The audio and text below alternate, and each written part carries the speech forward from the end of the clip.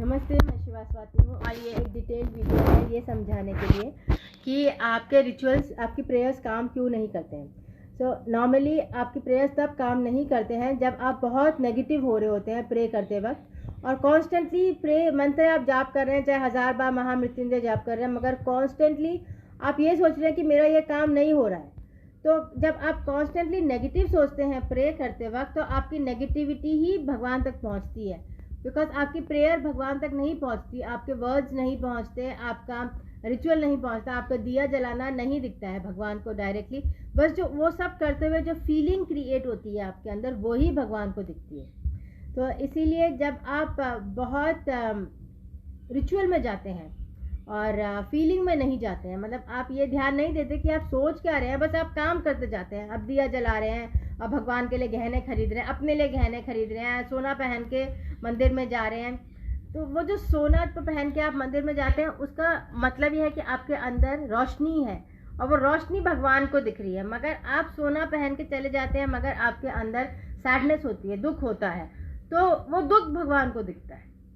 तो जो आप अंदर महसूस करते हैं वही भगवान को दिखता है, जो आप सामने दिखाते हैं वो नहीं दिखता। जो आप व्रत रखते हैं वो भगवान को महसूस नहीं होता है आपका।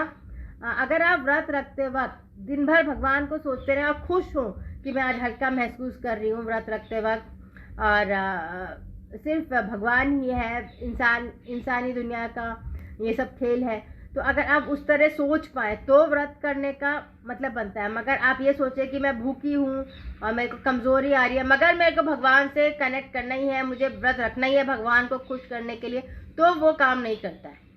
क्योंकि भगवान फोर्स से आपसे कोई काम नहीं करवाते हैं। अगर आप खुशी से कोई काम करते हैं तो वो भगवान तक पहुंचता है। तो बिना व्रत रखे ही आप दिन भर भगवान को के बारे में सोच लें और सोच लें कि दुनिया बस खेल है और किसी चीज़ से अटैच नहीं हो, तो अपने आप ही आपकी आवाज़ भगवान तक पहुंचेगी। तो मेरे पास एक केस था पास्ट लाइफ थेरेपी में, विच वाज उसमें यही था कि वो लेडी बहुत पूजा कर रही थी शादी करने के लिए, और उनकी शादी नहीं हो रही थी और बहुत महामृत्युंजय जाप कर रही थी, सब कर रही थी बहुत सालों से, और नहीं हो रही थी। तो फिर मैंने बस इतना पूछा था कि बहुत सारे पास्ट लाइफ हमने देखे थे जहाँ बार बार शादियाँ टूट रही थी, वो उनका कार्मिक प्रॉब्लम थी।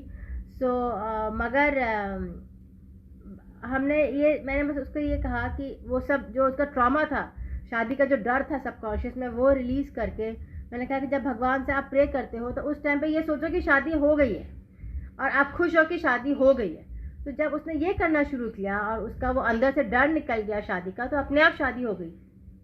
और एक शादी हुई, वो टूट गई, फिर दूसरी शादी हो गई और अब वो चल रही है। सो जब आप भगवान की दुनिया में जाते हो तो आप देखते हो कि चीज़ें टूटती भी हैं और फिर बन जाती हैं, कैसे अच्छा बन जाते हैं, पहले से बेटर बन जाती है।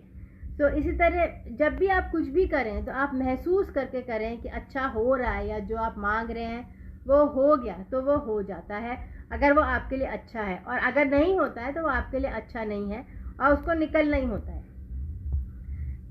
तो जब वो कुछ निकले जो आप जिससे आप अटैच्ड हैं, मगर वो निकल रहा है और क्योंकि वो आपके लिए अच्छा नहीं है, तो उस टाइम पर आपको ये सोचना चाहिए कि कुछ बेटर आ रहा है, और फिर भी आपको भगवान को थैंक यू करते रहना चाहिए ये सोच के कुछ बेटर आ रहा है, चाहे वो काम है या आपकी अपनी ज़िंदगी बेटर हो रही है।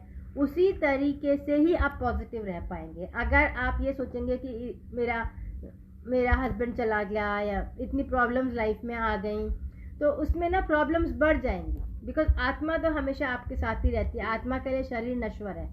तो अगर आप शरीर पे बहुत ध्यान देंगे तो वो आत्मा भी असहाय महसूस करेगी, और भगवान जो आपका कर्म है वो तो आपको देना ही पड़ता है। तो अगर आपने पिछले जन्म में किसी और का पति आपकी वजह से मर गया था, तो आपका पति का लॉस होगा। जैसे आप वॉरियर थे और किसी और की फैमिली आपकी वजह से टूट गई, तो आपके भी लॉस होगा, तो वो तो सहना पड़ता है। मगर अगर आप इसमें थैंक यू भगवान कहते रहेंगे तो कम से कम आपकी जॉब मिल जाएगी, आपको पैसा आ जाएगा, आपका घर स्टेबल रहेगा।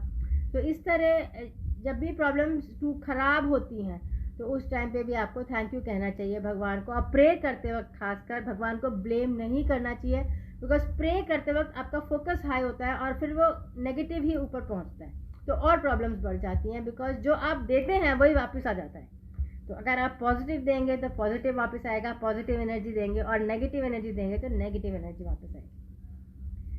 तो इसीलिए प्रे करते वक्त बहुत ध्यान रखना चाहिए कि आपकी फीलिंग पॉजिटिव हो और आप खुशी से प्रे करें, तभी वो प्रेयर काम करती है, अदरवाइज वो प्रेयर काम नहीं करती। Thank you, please like and subscribe.